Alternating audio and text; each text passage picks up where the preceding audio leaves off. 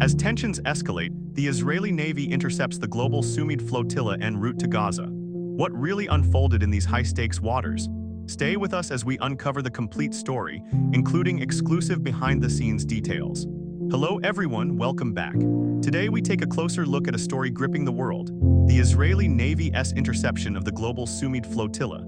For years, humanitarian flotillas carrying aid to Gaza have tried to break through blockades, often encountering tense standoffs. This particular mission, involving the Global Sumud Flotilla, was widely anticipated and closely watched by media and governments worldwide. Comprising several vessels loaded with food, medical supplies, and crucial aid, the flotilla set sail aiming to deliver help to Gaza's residents. Yet the journey was anything but straightforward. Israeli naval forces, citing security and blockade enforcement, intercepted the flotilla in international waters.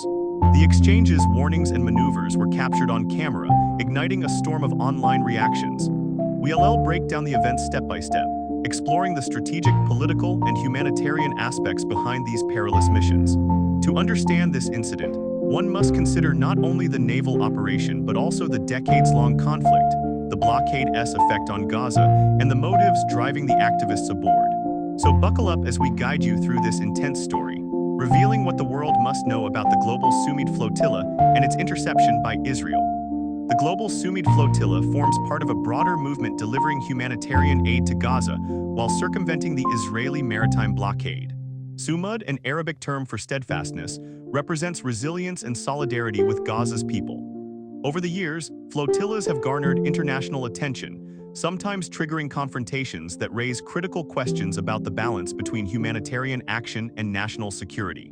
These missions are mainly organized by NGOs, international activist groups, and volunteers worldwide, aiming to provide medical supplies, food, and construction materials to Gaza, where ongoing conflict and economic restrictions have created a severe humanitarian crisis.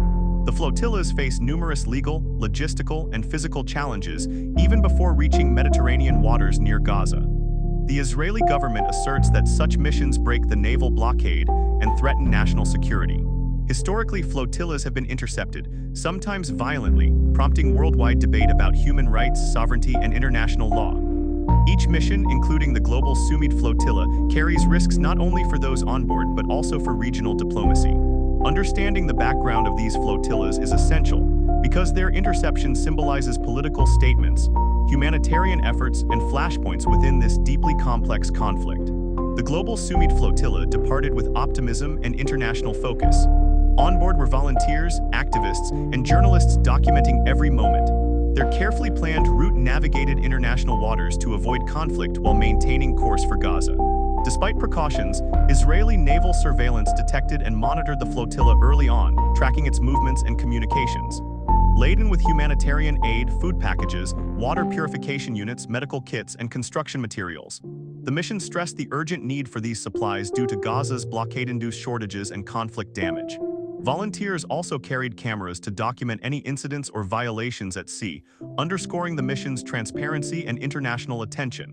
As the flotilla neared its destination, tensions soared. Israeli naval vessels shadowed the boats, issuing warnings via loudspeakers and radio.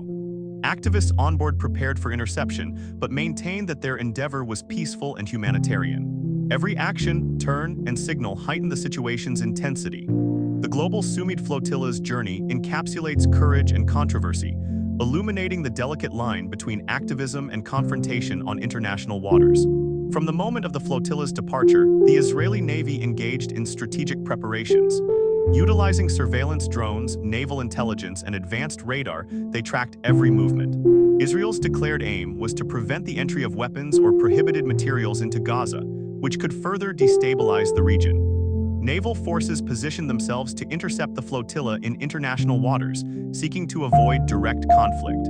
Multiple warnings urged the flotilla to return to port. Partially released communication logs reveal repeated messages and cautions. Israel also devised a media strategy to control the interception narrative domestically and internationally. This operation exemplifies a blend of military strategy and political calculation, ensuring personnel safety while mitigating potential global backlash. Historically, flotilla interceptions have triggered protests, international condemnations, and diplomatic negotiations, all of which Israel sought to forestall through careful planning. Analyzing these preparations reveals that the Israeli Navy expected more than a routine operation. They anticipated a potential flashpoint capable of influencing international views on the conflict. Operational efficiency and timing were vital to avoid escalation while asserting control over maritime access to Gaza.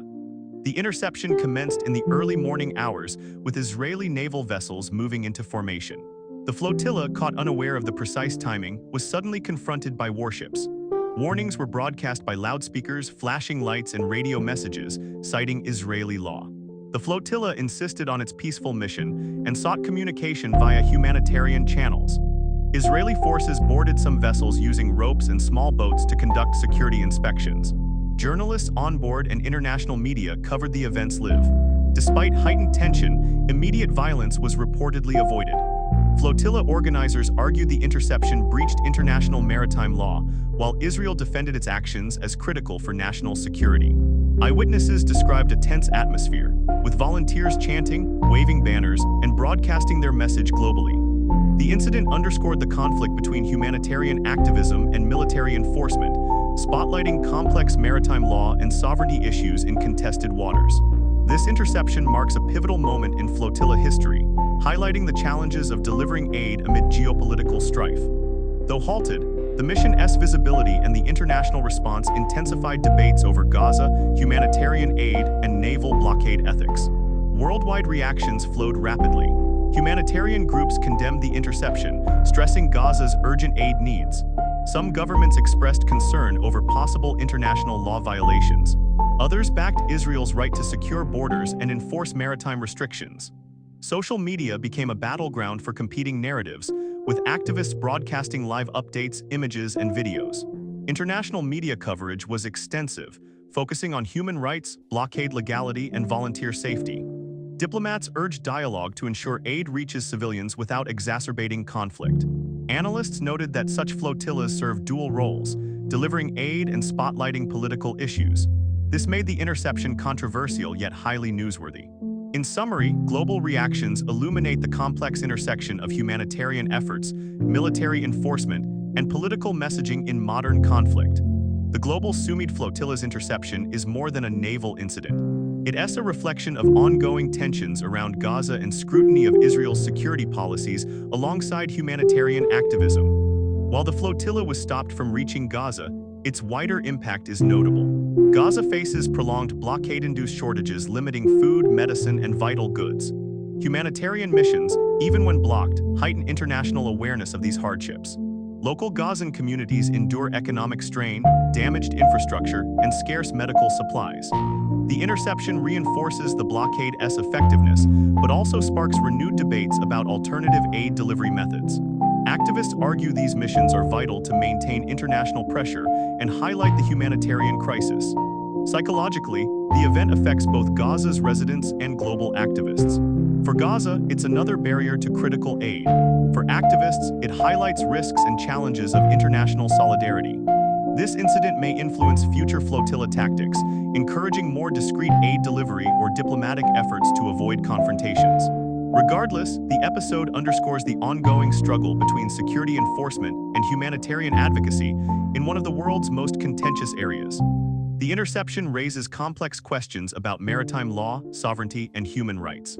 Israel asserts that enforcing a blockade in international waters is lawful when tied to recognized security measures.